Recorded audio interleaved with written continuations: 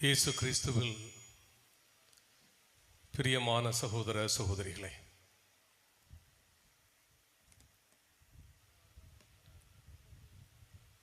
ஒரு விதமான மெய் சிலிர்ப்புடன் நான் உங்கள் முன் நின்று கொண்டிருக்கிறேன். இறைவனுடைய பேரருள் பெற்ற இரு மாபெரும் புனிதர்களுடைய பொற்பாதங்கள் பதிந்த புண்ணிய பூமியில் நிற்பது என்பது இத்தகைய அனுபவத்தை எல்லோருக்கும் தரும் என்று சொல்லி நான் நம்புகிறேன். கடந்த சில ஆண்டுகளாக மிக சுலபமாக கடந்து சென்ற பகுதி இது. சமீபத்திலே பிள்ளைத்தோப்பு பங்கினுடைய வரலாற்றின் வேர்களை மோப்பம் பிடித்த பிறகு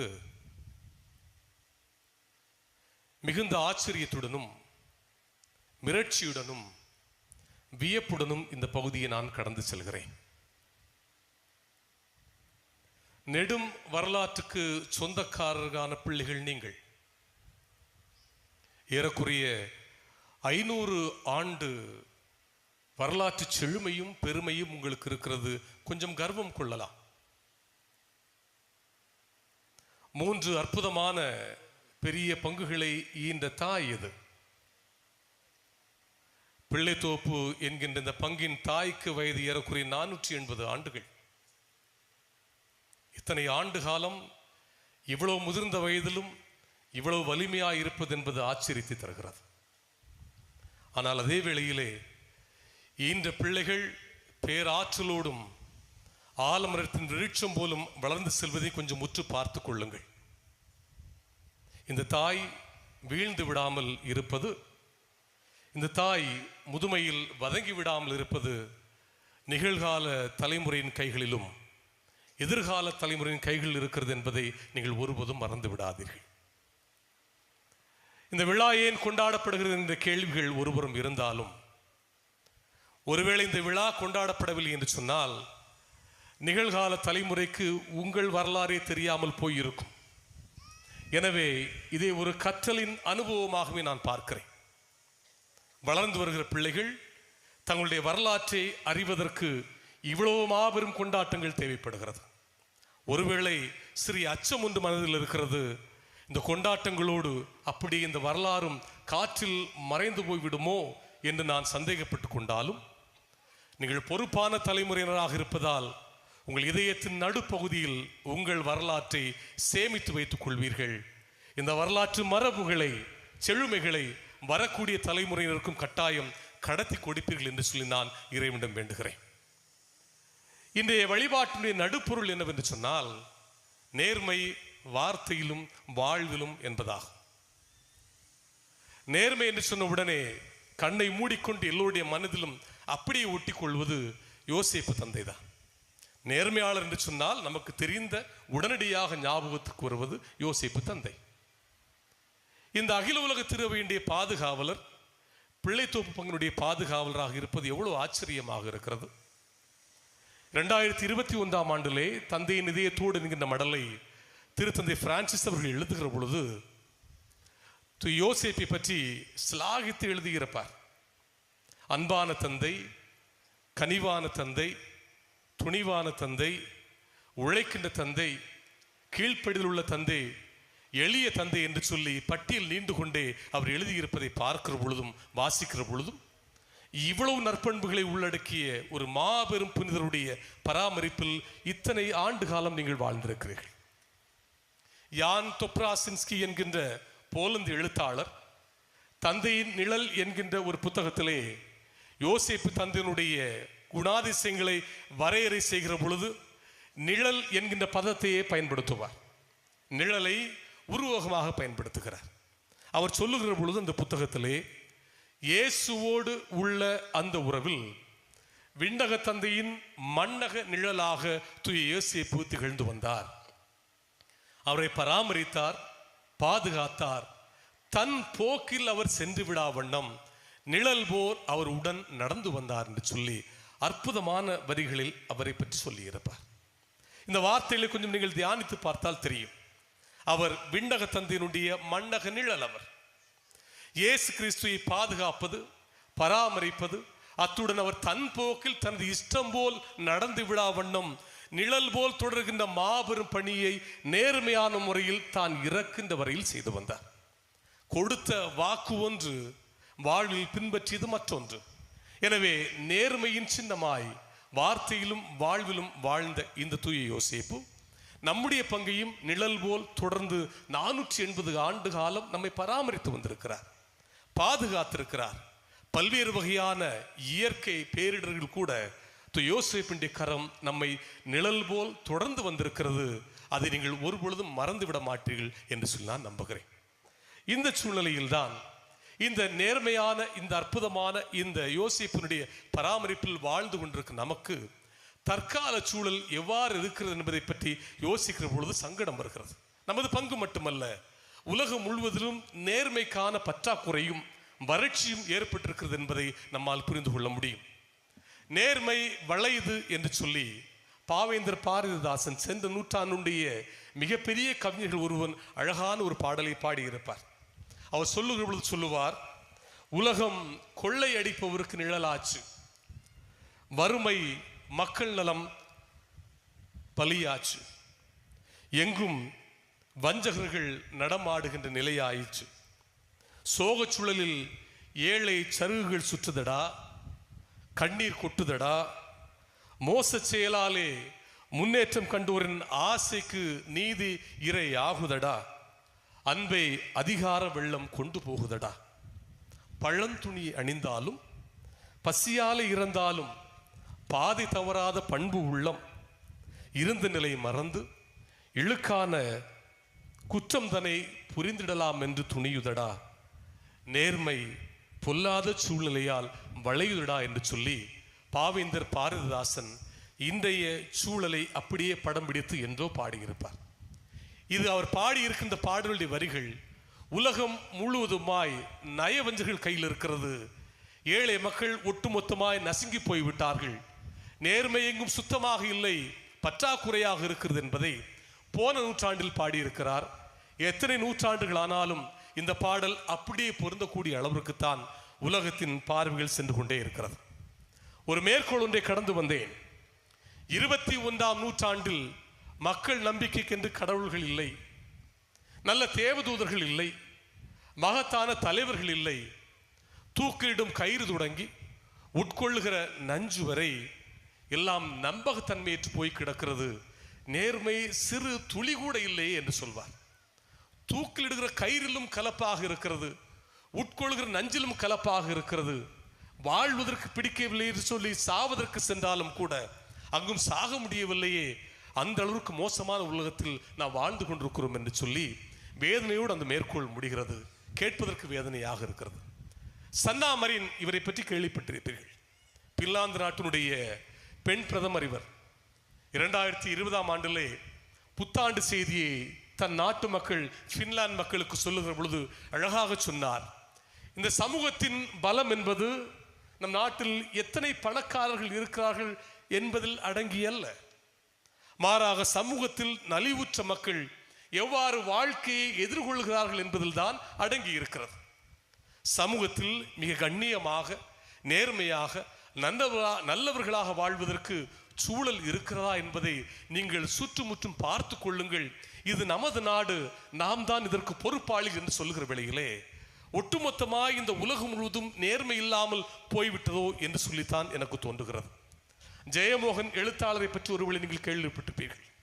அற்புதமான முறையிலே சமீபத்திலே ஒரு அழகான பேச்சு ஒன்று பேசியிருந்தார். அவர் சொல்லுவார், இந்த உலகத்தில் சலுகைகளும் சமரசங்களும் குவியல் போல் கிடக்கிறது.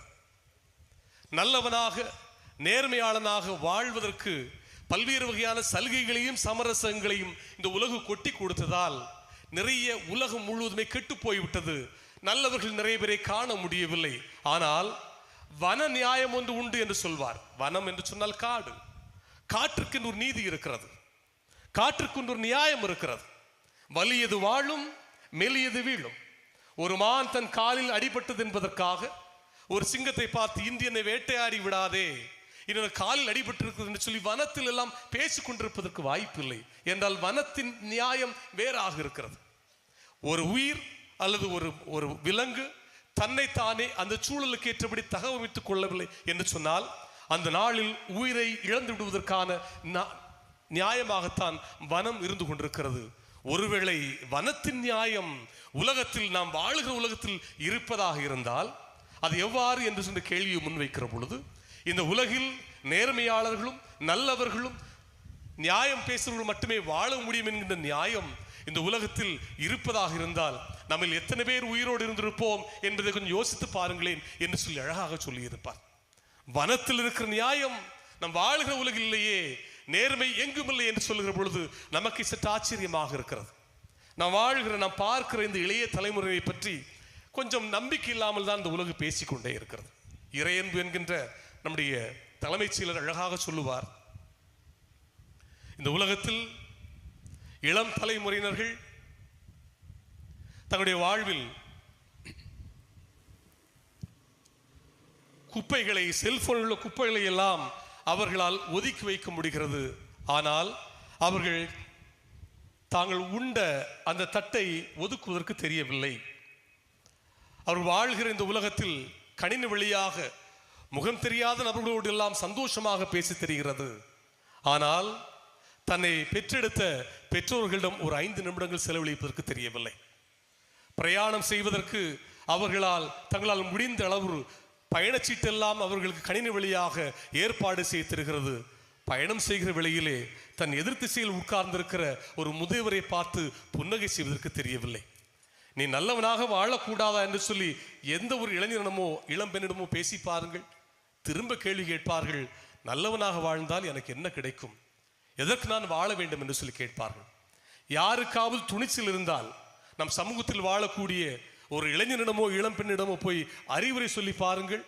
உங்களுக்கெல்லாம் ஒரு பெயர் வைத்திருக்கிறார்கள். என்ன பெயர் தெரியுமா? பூமரங்கள். அறிவுரை சொல்பவர்கள் எல்லாம் பூமரங்களாக மாறிவிட்டார்கள். கடவுளை மட்டும்தான் பூமரங்கள் என்று சொல்லி இவர்கள் கூப்பிடவில்லை. வேத நூல்களையும் பூமர் என்று சொல்லி இவர்கள் பழகவில்லை. இந்த பூமர் என்கின்ற இந்த அங்கிள் என்கின்ற பூமரங்கள் என்ற வார்த்தை எங்கு தொடங்கியது தெரியுமா? 2018ஆம் ஆண்டிலே டிக்டாக் என்கின்ற செயலி பிரபலமாக இருக்கிற பொழுது ஒரு முதியவர் ஒரு இளையவனை பார்த்து கேட்பார், தம்பி, இந்த தலைமுறை கெட்டு போய்விட்டது, பொறுப்பாக நல்லவனாக நேர்மையாக இருக்கலாமே என்று சொன்னவுடன் அவன் தன் நோட்டு புத்தகத்தை எழுதினான், ஓகே பூமர். அங்கு தொடங்கியது இந்த நோய். இன்று உலகத்தின் உச்சத்தில் எல்லோரும் இந்த வார்த்தைகளை பயன்படுத்துகிறார்கள்.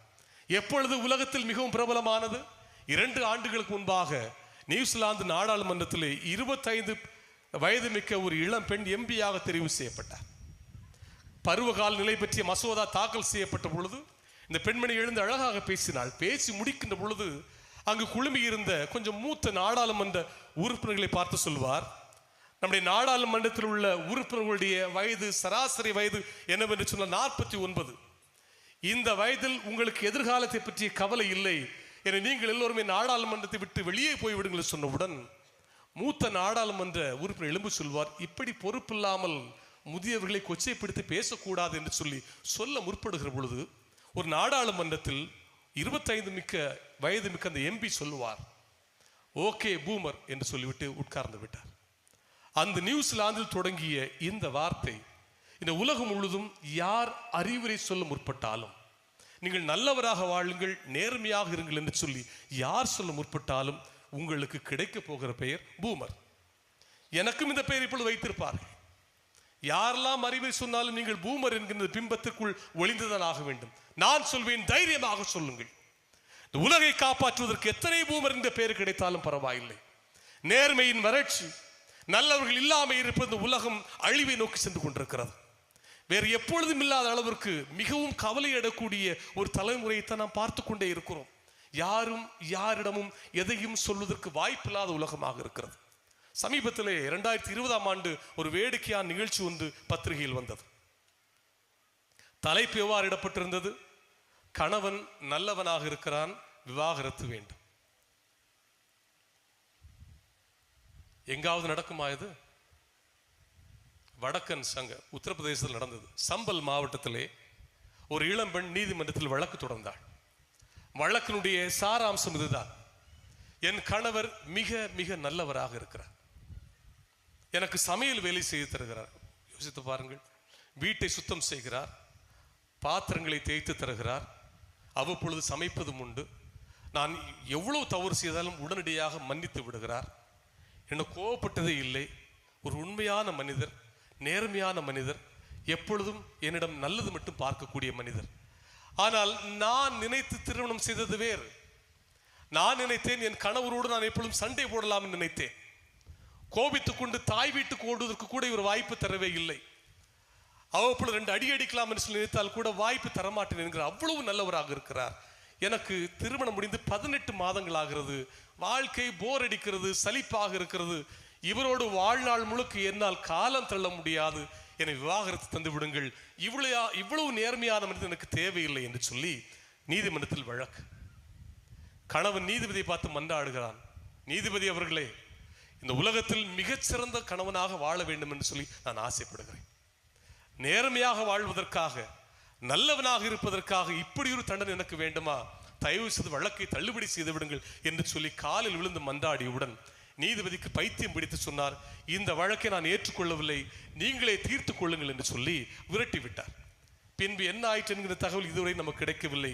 அவர்கள் இருக்கிறார்களா இல்லையா தெரியவில்லை. ஆனால் நேர்மையாக வாழ்வதற்கு இந்த உலகு இன்னமும் அனுமதி தரவில்லை.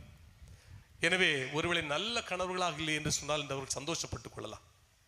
நல்ல கணவராக, நல்ல மனைவியராக இருப்பது நமக்கு கொடுக்கப்பட்ட அழைப்பு என்பதை நாம் ஒரு பொழுதும் மறந்துவிட வேண்டாம். எனவே இந்த சூழ்நிலையில் இப்படிப்பட்ட ஒரு வாழ்க்கை வாழ்வதற்கு, நல்லவராக வாழ்வதற்கு இந்த உலகு நமக்கு அழைப்பு கொடுத்து கொண்டே இருக்கிறது.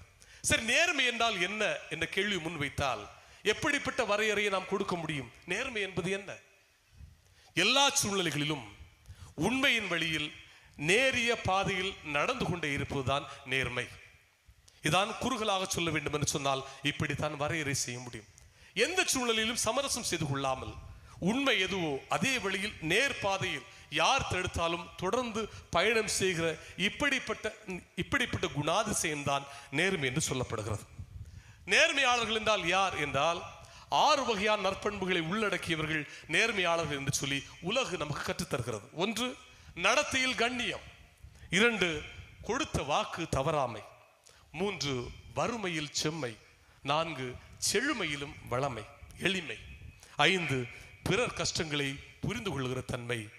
6, தூங்காத மனசாட்சி கொண்டவர் என்று சொல்லி நேர்மையாளர்களை 6 பண்புகளுக்குள் உள்ளடக்கி வைக்க முடியும். இல்லை ஏதாவது ஒரு பண்பு நமக்கு இருக்கிறதா என்பதை நாம் கொஞ்சம் யோசித்து பார்த்தால் தெரியும். நேர்மைக்கும் நமக்கும் இருக்கக்கூடிய எத்தனை மைல் தொலைவு இருக்கிறது என்பதை நாமே கொஞ்சம் யோசித்து பார்ப்போம். இந்த உலகில் நேர்மையை எப்படி தீர்மானிக்கிறார்கள் கொஞ்சம் யோசித்து பாருங்கள். சாட்சிகள் எங்கு பலமாக இருக்கிறதோ அங்கு நேர்மை மிகுந்து காணப்படுகிறது. யாரெல்லாம் நிறைய சாட்சிகளை உங்களுக்கு சொல்லுகிறார்களோ அவர்கள் நல்லவர்கள் இந்த போர்வையிலே நடமாடி கொண்டிருக்கிறார்கள். நேர்மையை 2 பார்வையில் பார்க்க முடியும். உலகு பார்க்கிற பார்வை, தெய்வம் பார்க்கிற பார்வை. உலகு பார்க்கிற பார்வை என்ன? இந்த உலகில் சாட்சிகள் அதிகமாக இருந்தால் நீங்கள் நேர்மையாளர் என்று சொல்லி நிரூபிக்கப்பட்டு விடுவீர்கள். நீங்கள் எவ்வளவு தவறுகளை நீங்கள் மறைமுகமாக செய்தாலும் பரவாயில்லை. பணம் இருப்பவர்களால் சாட்சிகளை வாங்க முடியும். குடும்ப பலம் உள்ளவர்களால் தங்களை நல்லவர்கள் என்று சொல்லி வாதிட்டு ஜெயிக்க முடியும். இது உலகத்தின் பார்வை. தெய்வத்தின் பார்வை எவ்வாறு இருக்கிறது என்று சொன்னால், தெய்வத்தின் பார்வை நீங்கள் மறைமுகமாக செய்கிற சிறு சிறு தவறுகளை கூட தெய்வம் கணக்கில் வைத்துக் கொண்டிருக்கிறது. ஆனால் கடவுளிடம் இருக்கக்கூடிய மிகப்பெரிய பலவீனம் என்ன தெரியுமா? மௌனமாக இருந்து விடுவது. நல்லவர்கள், நேர்மையாளர்கள் எவ்வளவு கதறினாலும், ஏன் தன்னுடைய மகன் சிலுவையில் இருந்து கதறினாலும் கூட மௌனமாக அப்படியே இருந்து கொள்வது, பின்பு இறுதியில் வந்து முடிவு சொல்வது. இதுதான் நேர்மை தோற்று போகிற இடமாக இந்த உலகு கணிக்கிறது. நேர்மை ஒருவர்களும் தோற்பதில்லை. நேர்மைக்காக வாழ்வர்கள் ஒருவர்கள் இறந்து போகலாம். நேர்மை எப்பொழுதும் நிலைத்துக் கொண்டே இருக்கிறது என்பதை நாம் நினைவில் கொள்வோம். இந்த உலகத்திலேயே மிகச்சிறந்த நேர்மையான நாடு இது சொல்லுங்கள் பார்க்கலாம்.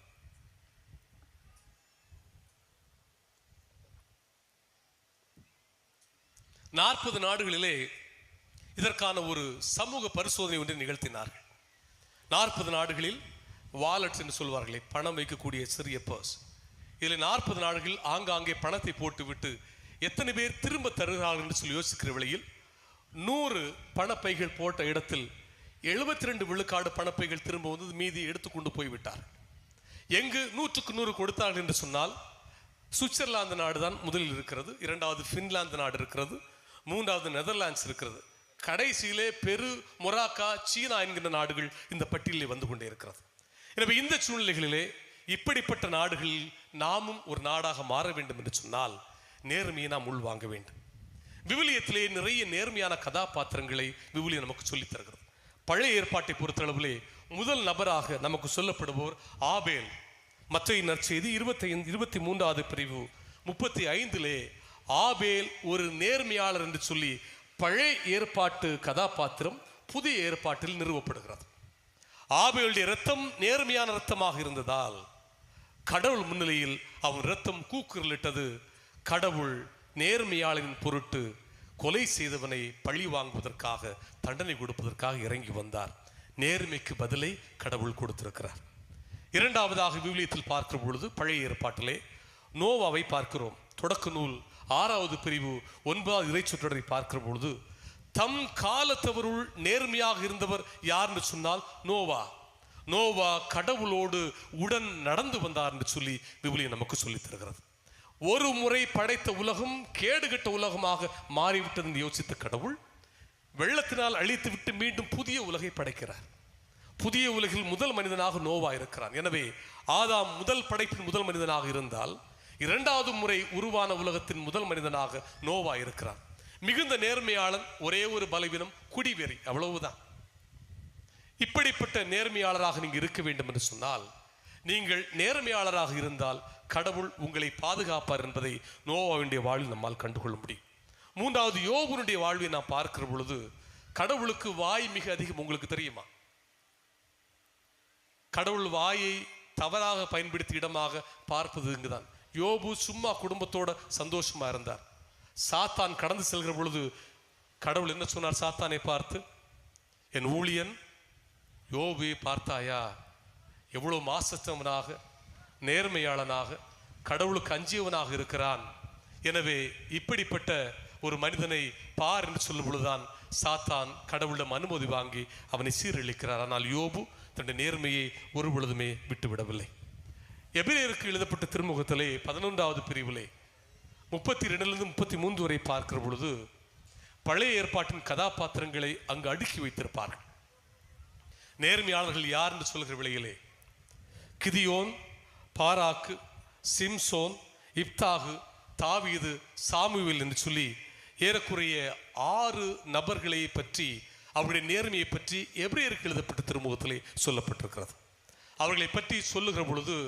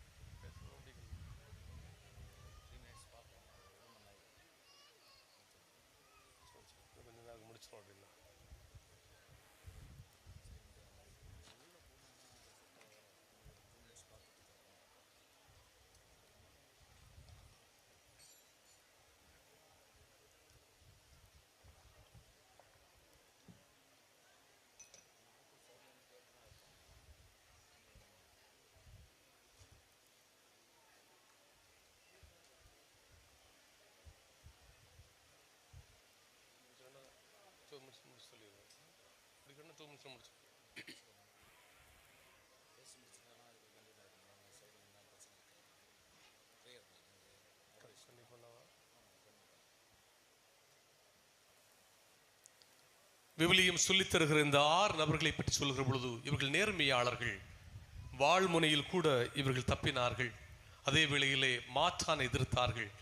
நேர்மையாளர்களாக ஆட்சி புரிந்தார்கள். சிங்கத்தின் வாயை உடைத்தார்கள்.